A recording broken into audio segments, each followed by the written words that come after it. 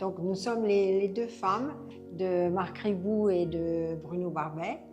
Et c'est la première fois que nous exposons ensemble. On en est très heureuse parce que c'était deux amis, même s'ils avaient 10 ans de différence à peu près. Oui, Oui, plus je dirais. Peut-être un peu plus, 15, peut-être 15. Et voilà, ils étaient amis. Bruno, donc ils étaient tous les deux à Magnum. Et c'était des grands amis. Et c'est la première fois qu'ils sont réunis dans une exposition. Donc pour nous, c'est un moment émouvant et important. C'est d'autant plus émouvant que Bruno est né au Maroc, à Berchid, donc pas très loin de Rabat, et que jusqu'à maintenant, il n'avait pas eu d'exposition au Maroc. Donc c'est la première fois qu'il est exposé, c'est le plus grand musée du Maroc, donc on est ravis avec ma fille d'avoir pu participer à cette exposition. Voilà, alors Marc Ribou est né en 1923, il aurait un peu plus de 100 ans, à Lyon, dans une famille très nombreuse. Et c'était un enfant tellement timide, il ne pouvait pas ouvrir la bouche, que son père lui a dit assez jeune, quand il avait 10-12 ans, « Écoute Marc, si tu ne sais pas parler, tu sauras peut-être regarder ».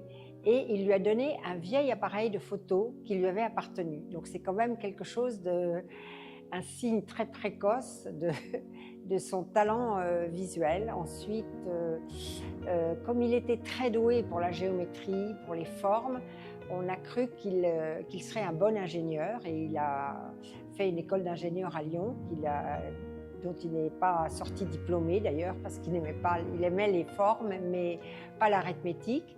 Il était résistant aussi à 22 ans dans le Vercors à la fin de la guerre contre les Allemands. Et puis donc il était un ingénieur qui s'ennuyait beaucoup, qui allait d'usine en usine et qui était très triste. Et donc à 30 ans, tout d'un coup, il a pris son appareil de photo et il est monté à Paris, comme disent les Lyonnais.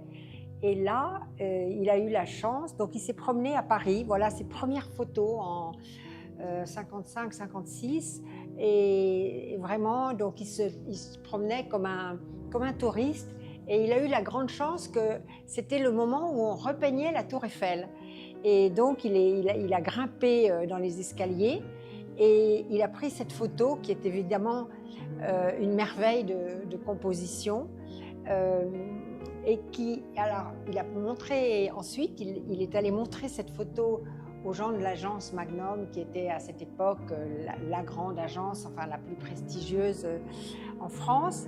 Et il y avait Robert Capa et Henri Cartier-Bresson qui étaient là et qui l'ont en fait fait rentrer à Magnum sur un espèce de coup de foudre.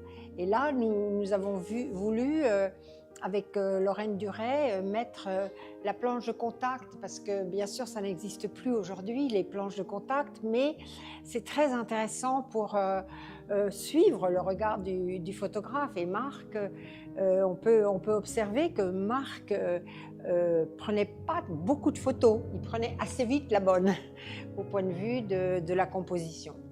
Voilà. Et donc ça, c'est ses premières photos à Paris.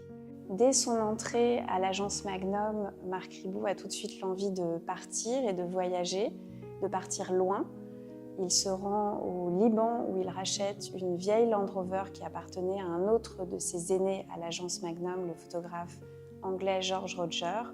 Et il s'élance par la route accompagné de sa sœur.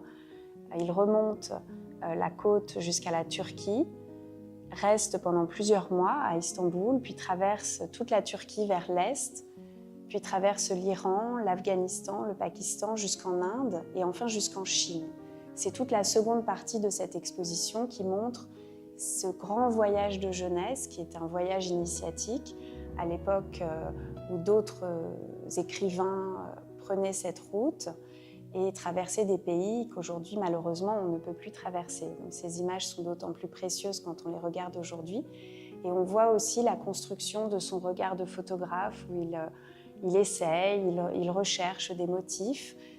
Certaines images sont assez parlantes, comme la première photographie de cette salle où on voit un jeune garçon sur un pont à Istanbul qui regarde tous ces bateaux qui partent et qui regardent l'ailleurs. On peut y voir une image de Marc Ribot lui-même. D'autres compositions plus géométriques et ces très beaux paysages de l'Est de la Turquie. Également cette photographie qui montre aussi son sens de l'humour qu'il a eu pendant toute sa vie, où on voit cette tortue qui traverse courageusement cette route. Et on peut aussi voir une image du photographe, parce que Marc Ribot disait lui-même qu'il était plus un promeneur qu'un voyageur et qu'il aimait prendre son temps. Marc Ribot continue cette route à son rythme. Il traverse l'Afghanistan, dont les photographies nous sont particulièrement précieuses aujourd'hui au musée Guimet, puisqu'on ne peut plus y voyager dans ces années. Et il photographie aussi bien des scènes du quotidien, certains détails des vêtements. Et on voit ici derrière moi les photographies des Bouddhas de Bamiyan qui ont été détruits. Et toujours cette attention pour la composition et aussi pour le contenu des images. C'est-à-dire que à l'époque où Marc Ribot a commencé à travailler, les photographies étaient destinées principalement à la presse, aux magazines, donc il fallait qu'elles racontent quelque chose. Et il fallait que dans une image, on ait une histoire, on ait des détails, on puisse interpréter. Et quand on se rapproche, quand on observe les photographies très attentivement, on peut y voir des détails, des informations. Par exemple, ici, quand on se rapproche, on voit très bien sur cette femme le détail de sa main, le détail des bijoux sur sa main. Cela en fait des témoignages précieux, en plus d'être de très belles photographies. Alors Marc Ribot, pendant ce voyage, correspondait avec son aîné Henri Cartier-Bresson, qui a été un mentor pour lui, qui l'a accompagné pendant toutes ces jeunes années de photographe. Et il échangeait des lettres qu'il recevait ensuite en poste restante. Et il faut également imaginer que quand il prenait ses photographies sur rouleau de film, il renvoyait les rouleaux de film au bureau de l'agence Magnum à Paris, où ils étaient développés, où les planches contact, comme on a pu voir dans la première salle, étaient réalisées. Puis les planches contact étaient éditées par l'agence et par Henri Cartier-Bresson, qui lui renvoyait par courrier des commentaires sur ses photographies. Donc il recevait des commentaires sur des photographies qu'il avait prises mais qu'il n'avait pas encore vues. C'est très difficile à imaginer aujourd'hui où le numérique s'est développé largement et où tout le monde peut prendre des photographies. À cette époque, c'est quelque chose de beaucoup plus précieux parce qu'évidemment, en cours de route, ils ne pouvaient pas forcément racheter des pellicules. Ça explique cette économie aussi des moyens et cette recherche très rapidement de la bonne photographie, de la photographie qui raconte quelque chose qui peut être partagé par la suite et, si possible, publié dans la presse. Marc Ribot poursuit son périple vers l'Est et il savait qu'il pouvait être accueilli à Calcutta, en Inde, donc à l'Est de l'Inde. Il avait sa belle-sœur, Krishna Ribot, qui était originaire de Calcutta, qui était mariée à son frère aîné Jean, et il savait qu'il pourrait être accueilli dans la famille de sa belle-sœur Krishna. Donc il continue son voyage en traversant tout le nord de l'Inde. Il s'arrête, il fait des petites séries de photographies à Chandigarh, des photographies très géométriques de cette ville nouvelle qui est en cours de construction. Le Rajasthan, le bord du Gange, Bénarès, les cérémonies religieuses. Il avance comme ça, progressivement, à son rythme, jusqu'à Calcutta. Et à Calcutta, il va rester pendant 1 an, pendant toute l'année 1956. Et à partir de cette ville, il va rayonner en Inde, il va faire des reportages, des séries, des photographies, donc qu'il continue d'envoyer à l'agence Magnum. On va même lui demander, puisqu'il est sur place, pour ainsi dire, d'aller au Népal photographier le couronnement du roi. Donc voilà, il passe cette année à voyager, à enregistrer à la fois des images, mais aussi des informations. Et on peut dire que pendant ce premier long voyage où se construit son regard de photographe, il prend certaines de ses plus belles photographies. Par exemple ici, celle qu'on appelle le dhoti. Le dhoti, c'est cette pièce de tissu qui sert de vêtement pour les hommes en Inde, qui est un coton très simple et que là, les hommes sont en train de faire sécher et de replier au bord du Gange.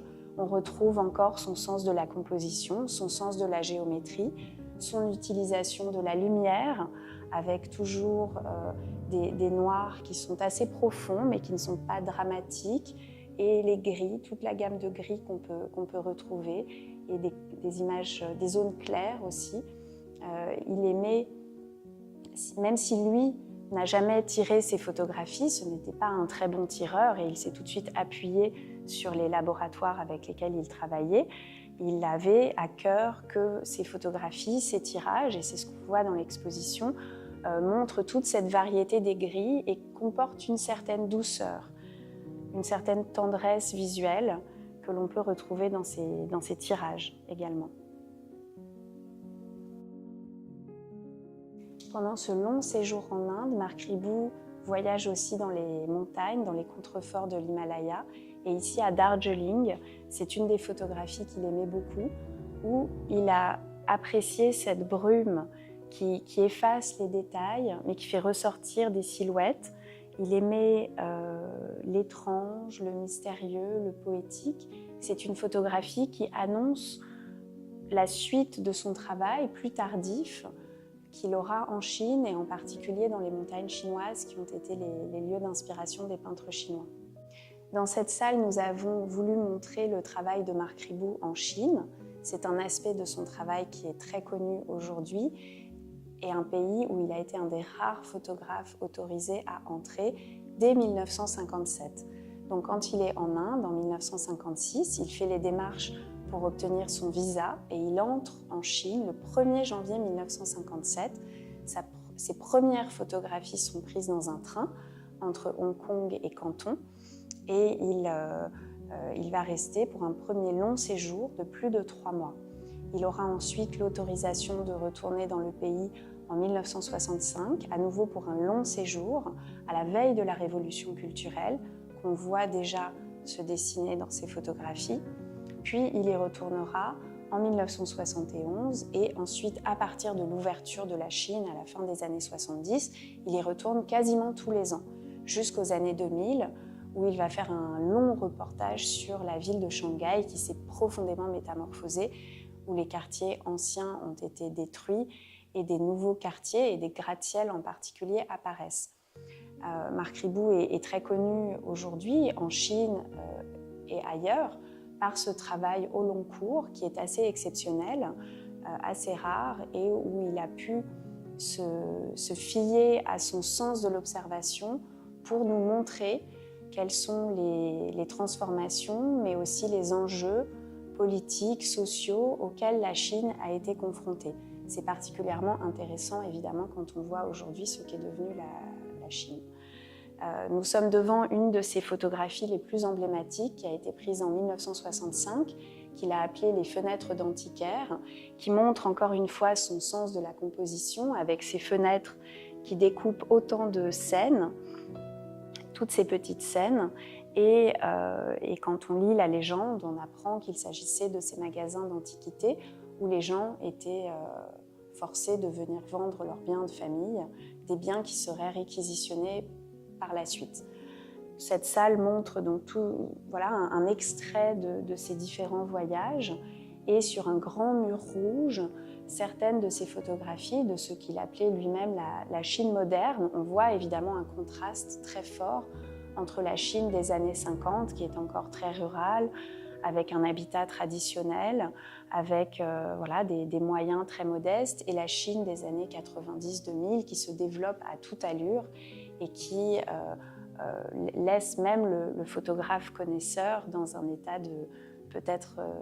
d'étonnement, comme le montre cette photographie de ces deux grands yeux ouverts qui sont une publicité, mais qui reflètent aussi cet étonnement que l'on pouvait avoir face à ces visions de la Chine moderne. Voilà, en 1958, Marc, après être allé en Chine, a voulu aller au Japon, où c'était une commande pour un livre, Les femmes japonaises. J'aime beaucoup ce reportage parce que ça montre aussi la manière dont Marc photographiait les femmes. Je pense qu'il était très sensible à leur grâce et on voit dans ses photos qu'il a toujours une distance un peu timide et respectueuse mais je trouve qu'il a un art de capter leurs gestes, par exemple, et leur féminité qui me touche beaucoup personnellement. Et on le voit bien, par exemple, dans ces trois femmes qui sont dans un magasin où on ne sait pas très bien quels sont les bras des mannequins et les véritables mains des clientes. Je trouve ça particulièrement joli. Et il n'y a pas énormément de photos du Japon, puisqu'il n'y est pas tellement allé. Mais on voit beaucoup, je trouve qu'elles expriment beaucoup de choses de Marc, cet amour des femmes et aussi cet amour des formes avec ce grand S de soir et aussi une certaine mélancolie. Par exemple, dans cette femme qui marche un peu furtivement dans une rue très étroite, je trouve que c'est un reportage assez court, mais qui dit beaucoup de choses sur Marc. Et puis alors, il y a cette photo très célèbre qui était un concours de photographes au Japon, déjà en 1958, où on voit tous ces photographes, un concours pour la marque Fuji, tous ces photographes amassés autour de ces quelques mannequins. C'est un peu le contraire de ce que faisait Marc, en fait. Mais c'est une photo très étrange et qui est assez célèbre à cause de ça. Alors là, nous sommes devant une des photos les plus célèbres de Marc. C'était en 1967 à Washington. Donc il avait entendu parler, je crois dans une manifestation en Allemagne, d'une grande manifestation devant le Pentagone d'étudiants américains, mais pas seulement d'étudiants. Et donc il y est allé et il a vu cette foule d'étudiants qui l'a incroyablement impressionné. Et puis la journée est passée, le soir tombait, la foule et les photographes commençaient à s'égayer dans la nature et Marc était toujours un peu lent, il prenait son temps. Et tout d'un coup, il a vu cette jeune fille qui se détachait des derniers manifestants et qui s'approchait des jeunes soldats qui en fait avaient son âge. Et elle a l'air de leur dire « Mais qu'est-ce que vous faites là ? C'est stupide, vous savez bien que la guerre est affreuse. » Et puis tout d'un coup, il a vu ce profil, cette fleur, les baïonnettes en face. Et il a pris la photo qu'il a envoyée bien sûr tout de suite qu'il a rapportée à Magnum New York. Et en fait, cette photo a connu un destin incroyable parce qu'elle est tout de suite devenue un symbole de paix. Et Marc l'a envoyée aussi à Ho Chi Minh et à Phan Van Dong au Vietnam du Nord. Et c'est comme ça, avec cette photo, qu'il a pu pénétrer au Vietnam du Nord pendant la guerre, ce qui était très rare. La plupart des photographes étaient au sud, mais Ho Chi Minh comprenait très bien l'importance de l'opinion publique américaine. Il pensait que c'était une des manières de finir la guerre. Et grâce à cette photo, donc, Marc a pu énormément aller au nord. En fait, on voit là, par exemple, qu'il est à Hanoï et là également, ça c'est des femmes qui pleurent la mort d'Ho Chi Minh. Et puis là, c'est une femme du Sud, au contraire, qui a perdu son mari. Et là, c'est une des plus belles photos du Vietnam, à notre avis, parce qu'on voit cette ville de Hue cette ville a été vraiment une ville martyre. Elle a été détruite par les Vietnamiens du Nord et ensuite, elle a été redétruite par les bombes américaines. Et on voit cette espèce ces ruines et puis cette femme au milieu des ruines qui est si gracieuse avec ses deux paniers. Et donc, c'est toujours un peu ce que j'aime chez Marc, c'est cette manière de capter la grâce des femmes et la beauté des femmes, et sans jamais s'approcher Et donc, je trouve que ces photos du Vietnam sont très parlantes. Donc ici, c'est la salle Maroc qui réunit les deux photographes, Marc Ribou et Bruno Barbet. L'un est en noir et blanc et l'autre est en couleur dans cette salle. Et c'est à peu près, ils sont allés au Maroc à peu près à la même époque, d'ailleurs, dans les années 70. Une époque où ils étaient tout à fait amis. Ils se montraient beaucoup, les photos entre photographes de Magnum. Donc je commence par les photos de Marc, puisque nous sommes en face des photos noir et blanc. On reconnaît, Marc a beaucoup aimé, il était surtout à Fès, et donc il aimait beaucoup le Maroc pour cette civilisation très très ancienne, quelque chose qu'il avait beaucoup aimé en Chine aussi. C'est des civilisations millénaires. Il aimait beaucoup évidemment l'architecture et on le voit dans certaines photos. Et puis ce côté très facile à capter puisqu'il y a une grande partie de la vie qui se déroule dans la rue. Et donc on voit très bien le regard de Marc, qui est toujours un regard respectueux, qui respecte aussi une certaine distance, mais qui montre les gens dans leur vie quotidienne, dans leur vie au travail et aussi dans leur paysage. J'aime beaucoup cette photo parce que c'est une photo qui montre le regard des enfants surtout. Et je pense qu'en fait, les photographes se photographient. Et je reconnais Marc dans cette curiosité, dans ce désir de voir, avec ses deux yeux très beaux et un peu écarquillés et très curieux. Voilà, donc et c'est un thème qui revient dans son œuvre assez souvent. Lorraine, là, on a parlé tout à l'heure avec le petit garçon qui est sur le pont d'Istanbul et qui regarde les bateaux partir. Je pense qu'il y a certaines personnes qui sont visuelles, comme disait Marc, et ces deux petits garçons en font partie. Voilà, là maintenant on est devant les photos de 72, donc l'arrivée de Bruno au Maroc. C'était 70, mais bon, ces premières photos, on a traversé le Maroc et il est revenu une vingtaine de fois. Il a tout de suite cherché quelqu'un, National Geographic, qui lui a commandé un énorme travail sur le Maroc. 3 sujets différents. Un, l'influence que l'Espagne a eu au Maroc, et réciproquement, un sur la ville de Fès, que vous verrez après, et un autre sur le Maroc profond. Donc c'était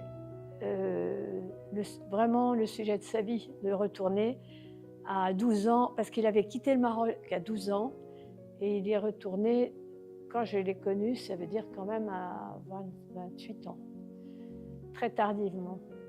Je l'ai entraîné là parce que moi aussi j'avais une attache familiale avec le Maroc. Voilà.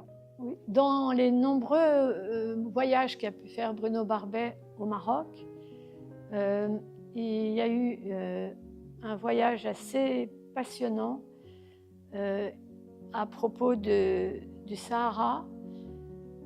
On a rencontré, après la publication du livre Fès, immobile immortel, qui était tout un très long travail sur la ville de Fès, on a rencontré Jean-Marie Leclésio, qui avait prévu d'aller avec sa femme, Jémia, dans le sud marocain, parce qu'elle est originaire du Sahara. Et c'est à partir des témoignages de sa mère que Jean-Marie Leclésio avait écrit le livre magnifique qui s'appelle Désert. J'espère que vous l'avez lu, c'est un livre extraordinaire et qui retraçait ce qui se passait dans le désert. Donc on est parti avec lui dans le Sahara. À l'époque, c'était un long voyage, très long voyage, jusqu'à la Mauritanie. Donc on est allé dans le sud, Grand Sud marocain, au Sahara,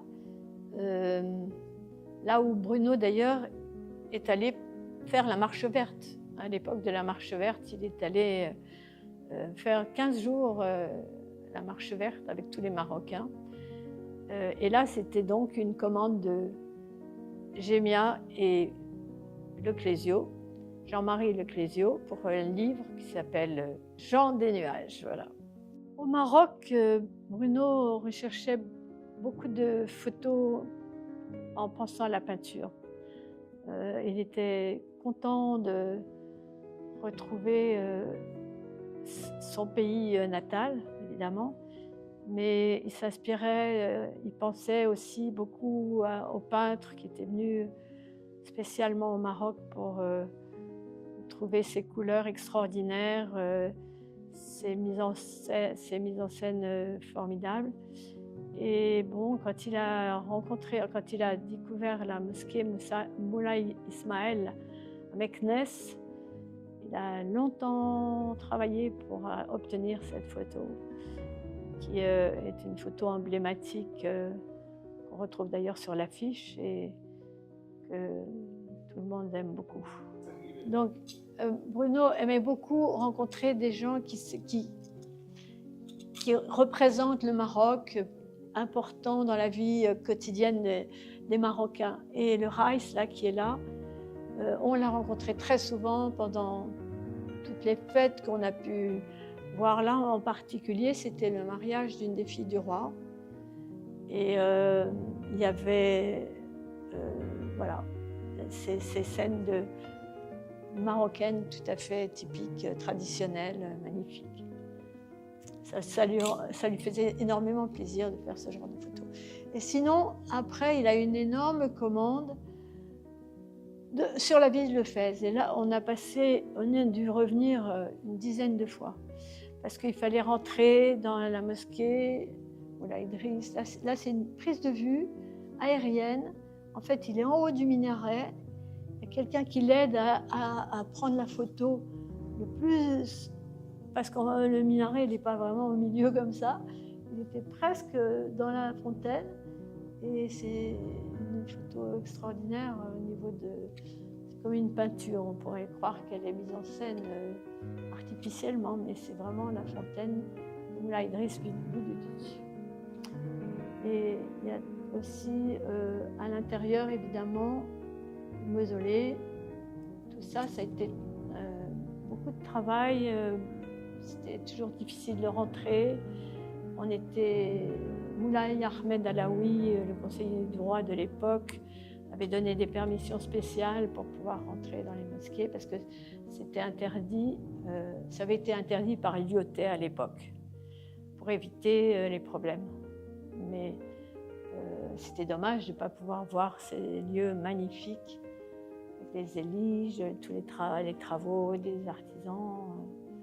Alors, cette photo a été prise à Tissa. C'est un moussem des chevaux. Et on a couvert énormément de moussem à l'intérieur du Maroc parce que c'est magnifique, fantastique, fête religieuse qu'on aimait beaucoup. Moi, je suis la fille de Bruno Barbet et pourquoi nous avons fait de nombreux voyages ensemble pendant de longues années. Et notamment sur la ville de Fès, le travail qui avait été effectué était effectivement avec National Geographic, qui avait une commande extraordinaire qui permettait de revenir pendant des semaines et des semaines. On a même habité sur place dans la Médina. Toute la famille. Et ça permettait vraiment de prendre le temps de la photographie, qui est un temps qui, en fait, aujourd'hui, tout le monde se racontait, l'équipe de Marc Ribot avant, c'est que les photos étaient beaucoup moins nombreuses et il y avait un temps pour prendre des photos qui était beaucoup plus long. On le voit dans les films qu'a réalisé Caroline, qui sont dans l'exposition après, qui montrent comment le photographe prend le temps de se placer dans les rues, de chercher la bonne lumière, la bonne heure. Il va attendre, il va finir par connaître toute la Médina de Fès. Et en passant tout ce temps-là, il a rencontré un architecte qui était l'architecte de la Médina, qui s'est occupé de la restauration et qui s'appelle Rachid Alaoui. Haloui. Alaoui, voilà, qui est devenu un ami de la famille aussi. Et ils ont eu ce travail aussi ensemble. Il lui a ouvert certaines portes, il lui a permis de voir des lieux qui étaient en état de restauration aussi. Donc il y a un travail sur l'architecture qui est assez importante. Voilà. Donc pour parler de l'exposition de façon plus générale, la salle Maroc a été placée au centre de l'exposition. C'est une discussion qui a eu lieu avec le musée et on a travaillé sur la scénographie communément. Et elle est au cœur d'une sorte d'ailleurs de médina, au centre de l'exposition. C'est le cœur de l'exposition, cette salle. Et le Maroc est le début de l'exposition de Bruno. Voilà. Alors Bruno Barbet a étudié la photo en Suisse, l'école de Vevey, très jeune, parce que en fait, il savait ce qu'il voulait faire. Il voulait être photographe. Mais l'école en question était une école très technique et il avait plutôt envie de faire une photo humaniste. Donc très rapidement, alors qu'il étudiait à l'école, il partait à peu près toutes les 3 semaines, il partait une semaine en Italie, faire des photos sur les Italiens. Et son idée, c'était de faire un sujet sur l'Italie des néo-réalistes, parce que c'était encore l'Italie des films néo-réalistes. Et quand il était pensionnaire au lycée Henri IV, il faisait le mur pour aller voir ces films. Et donc il connaissait très bien, il savait très bien ce qu'il voulait faire en photo. Il voulait faire ce qu'il avait vu en film en photo. Et très jeune, donc à 24 ans, il avait déjà fait tout ce travail avec l'appui de l'éditeur Delpire, qui avait déjà fait une maquette et qui devait publier le livre. Et malheureusement, ça n'a pas été publié parce qu'il a produit un film et qu'il a fait faillite. Et les photos sont restées. Mais c'est un travail donc qu'il a fait très jeune. Et ça, c'est une famille d'Italiens sur une Vespa. Et ils sont 1, 2, 3, 4, 5. Et Bruno disait toujours 6 parce qu'elle est enceinte. C'est un peu l'atmosphère comme ça du cinéma italien. Donc il y a quelques photos qui avaient été exposées à la Maison européenne de la photo sur le sujet. Ça, c'est des enfants dans la rue, une prostituée et un homme d'affaires qui traverse dans une gondole. Donc ce travail sur les Italiens lui a permis de rentrer à 24 ans à Magnum, ce qui était exceptionnel. Et après, il a été envoyé par l'agence partout dans le monde pour faire plutôt du photoreportage. Mais il a fait, puisqu'il n'avait pas le choix, mais ce n'était pas du tout dans sa façon de voir les choses. En fait, il était plus humaniste et il avait horreur de la guerre.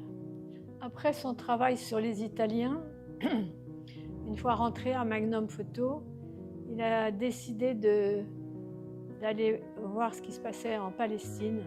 Il a été envoyé travailler en Palestine. Et ce qu'on voit là sur ces images, en fait, c'est ce qui est encore en train de se passer, et même pire, actuellement. Donc c'est très important de voir que depuis la guerre, en fait, la Palestine est dans une situation épouvantable. Voilà. Alors, il a rencontré là-bas Jean Genet, qui était justement sur place en train d'écrire à propos des Palestiniens. Et il y a retourné plusieurs fois pour Magnum et pour les... Et il y a une publication dans l'exposition d'un magazine de photos qui montre justement les Palestiniens de cette époque, avec le texte de Jean Genet, l'écrivain Jean Genet. Il avait aimé beaucoup travailler avec des écrivains. Très souvent, ses reportages, c'était avec des écrivains. Tahar Benjeloun, Jean-Marie Leclésio, Jean Genet et beaucoup d'autres. C'était dans la mesure où une image parle, mais sans texte, c'était quelque chose qu'il aimait beaucoup, beaucoup faire. Donc ça, c'est la salle en noir et blanc qui est le début de son travail photographique. Donc, au départ, effectivement, il était au noir et blanc. Après, on verra qu'il passe à la couleur. C'est un des premiers photographes à être passé à la couleur. Cette photo devant laquelle on est, qui est mai 68, sont les événements de mai 68 à Paris, quand il y avait des événements dans tous les pays d'Europe à cette époque-là, est extrêmement iconique. C'est une des photos qu'on a tous vues. Enfin, je sais que je l'avais dans mon livre d'histoire géo enfant, c'est-à-dire que tout le monde la connaît. Mais non seulement elle est historique, iconique, mais elle est surtout, c'est effectivement presque un tableau également dans sa composition. Elle va, je pense, passer le siècle. C'est-à-dire qu'elle a une force intérieure qui n'est pas uniquement liée à l'histoire qu'elle représente. Voilà. Et d'autre part, Bruno était motivé, puisqu'il avait l'âge de 68. Lui-même, il manifestait à sa façon, c'est-à-dire avec son appareil photo. Et il a été présent nuit et jour pendant tout le mois de mai 68.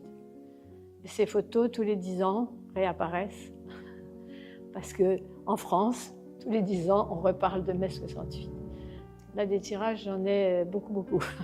Il y avait les tracts aussi, les films tracts. Alors, il y a des affiches qui ont été faites en même temps aux Beaux-Arts, ou par les artistes aux Beaux-Arts. Et il y a eu un catalogue qui est là, qui a été, où ils ont publié, c'est un galeriste qui a demandé les photos de Bruno pour les publier en même temps que ses affiches, parce qu'il vendait en fait ses affiches. Et là, on peut voir toutes les affiches qui ont été réalisées pendant mai 68 dans les ateliers des Beaux-Arts de Paris. D'architecture principalement. Oui, je fais un film d'ailleurs aussi là-dessus, parce que le dernier, c'était en 2018, sur mai 68. Et là, il rencontre, enfin dans le film, vous ne l'avez pas ici. Donc en 1966, la directrice de Vogue Magazine l'a envoyé au Brésil pour faire un reportage sur le Brésil. Et en fait, il est resté 3 mois au Brésil. Il avait pris de la pellicule couleur. Et c'est là où il a commencé à photographier en couleur. Donc cette photo est une de ses premières photos en couleur. Et à l'époque, il avait pris en fait des films de cinéma et il mettait le film à l'intérieur de l'appareil photo et il faisait à partir de films. Et donc il est resté 3 mois et il a fait beaucoup de photos en couleur et ça l'a convaincu que pour lui, la photographie, c'était la couleur. Sa façon de photographier. Et il disait toujours que c'est le Maroc, le fait d'avoir vécu dans un pays de soleil, de lumière, qui faisait qu'il ne pouvait pas photographier en noir et blanc. Pourtant, il a fait un beau travail en noir et blanc. Mais c'était très difficile de photographier en couleur à l'époque parce que à un quart de diaphragme près, on n'avait pas de photos. Donc ces photos sont en conservation dans des chambres froides et sont difficiles à conserver. Alors là, on est au Japon, à Tokyo. C'est une photo qui est prise au moment des manifestations contre l'aéroport de Narita. Et on peut voir la violence des manifestants qui sont aussi puissants que la police parce qu'ils sont à gauche avec des lances. Et ils pratiquent une chose qu'on appelle la Zengakuren, c'est-à-dire qu'ils prennent des bambous et avec les bambous, ils se tiennent aux bambous et ils avancent en zigzag face à la police pour rester le plus fort possible. Et je suis très sensible à cette photo parce qu'elle me rappelle un Uccello avec ses drapeaux rouges et la foule qui regarde. Et là, il était sur un pont. D'ailleurs, j'étais là en même temps que lui. C'était très dangereux de faire des photos en bas parce que je prenais des cailloux. Et voilà. C'est donc contre la création de l'aéroport de Narita. C'est un peu ce qu'on a eu il n'y a pas longtemps en France. Dans le Nord, ils voulaient construire un aéroport qui n'a pas été construit parce qu'il y a eu des manifestations très violentes aussi. Donc il n'a pas été construit grâce à ces manifestants. Mais bon, c'est du reportage, mais ça ressemble plutôt à une peinture qu'à du reportage, à mon avis. Cette salle d'exposition, c'est la salle sur la Pologne. Et la Pologne, ça a été un travail très long, ça fait partie des travaux où il a passé du temps. Ils se sont même acheté un camping-car à l'époque et on a habité 6 mois dans un camping-car en Pologne pour pouvoir couvrir les événements de 1981 au moment où Solidarność a tenté et a réussi à se libérer en fait de la Russie. La Pologne voulait retrouver son indépendance. Enfin, ils l'ont retrouvée partiellement. Et du coup, ça fait partie de ces reportages au long cours, contrairement à d'autres événements qui ont été couverts très rapidement, où ils vont se déplacer sur des commandes courtes. Là, c'est un travail au long cours sur lequel il y a un livre avec un travail journalistique également en parallèle. Et cette photo était prise à Sebdezovska. C'est un lieu où tous les ans, au moment de Pâques, il y a une manifestation qui suit les 12 stations de la Passion. Donc ça dure pendant une semaine, très long. Et là, c'est toute la jeunesse polonaise qui, à l'époque, était évidemment contre la Russie et qui était là, présente. Et moi, j'étais fascinée par cette jeunesse catholique. En fait, elle était en même temps catholique, extrêmement politisée. Elle dormait dans le foin et c'était une vie incroyable. Ils refaisaient le monde et ils ont refait le monde parce que grâce à eux, le mur de Berlin est tombé. C'est toute l'histoire de l'Europe qui a changé avec eux. Et je faisais un film là, moi sans production. Aurélie tenait mon micro et je filmais toutes ces manifestations et tout ça. Et on a fait un reportage plutôt sur la Pologne profonde. On avait un camping-car, on n'avait de compte à rendre à personne. On devait juste aller tamponner notre visa une fois par semaine à Varsovie. Et on nous a laissé travailler pendant un an entier sur le sujet. C'est-à-dire qu'effectivement, par exemple, l'ambassade de France avait des micros dans toutes les pièces, même dans les toilettes, je crois. Oui.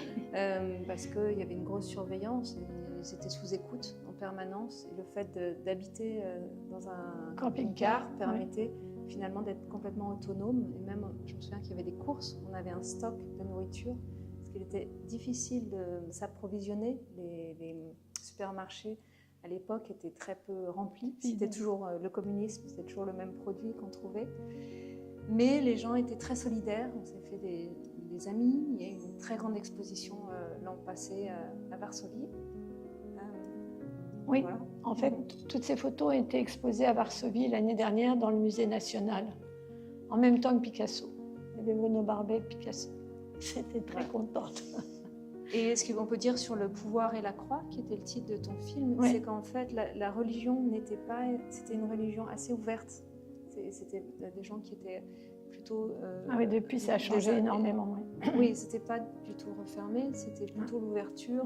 C'est une façon de se réunir, mais pas dans une fermeture. Ils étaient très généreux, en fait. Et pour eux, c'était un contre-pouvoir, en fait. Ça leur permettait un contre-pouvoir. Pour l'histoire de la place du catholicisme en Pologne, qui a beaucoup évolué aujourd'hui, puisqu'il est plutôt passé à l'extrême droite. Et à l'époque, c'était plutôt l'ouverture et l'intelligentsia qui étaient là. Et le film, donc, quand j'avais le son avec Aurélie et que j'ai fait tant bien que mal, et a été finalement à la télé française le film sur la Pologne, un magazine, des magazines qui s'appelait Dimanche Magazine, Oui. qui était le magazine d'actualité en France. Et ensuite, le pape a été polonais. C'est donc Oui. Jean-Paul II est devenu le pape à ce moment-là, parce que c'est le moment de 81, la libération de la Pologne. Ce qui fait que, bon, après, c'est les débats, le bloc de l'Est, le bloc de l'Ouest et la Il a eu question un rôle politique géopolitique important. et la place de l'Église dans ce moment-là. Donc c'est une photo sur le Koweït, à la fin de la guerre du Koweït, qui est extrêmement forte et iconique, qui est commandée par le magazine Times à l'époque. L'ensemble, en arrière-plan, on peut voir les feux de pétrole qui sont il y avait une centaine de pétrole en feu détruits en fait. On est à la fin de la guerre, les GI sont victorieux, et on les voit avec leur drapeau. Voilà, il est arrivé en fin de guerre en fait. Et c'était absolument terrifiant, l'état du pays à ce moment-là. Il y a un film qui est réalisé par Caroline sur ce sujet qu'on peut voir dans le musée sur ce sujet, qui parle surtout de l'icône de la photographie. Donc c'est plus un film sur l'histoire de la photographie, l'importance de l'image. C'est à ce moment-là, il est témoin de ce moment de l'histoire. Il n'est pas forcément porteur du message. Il témoigne de ce qui est arrivé. Voilà. Les photographes sont aussi des passeurs de messages.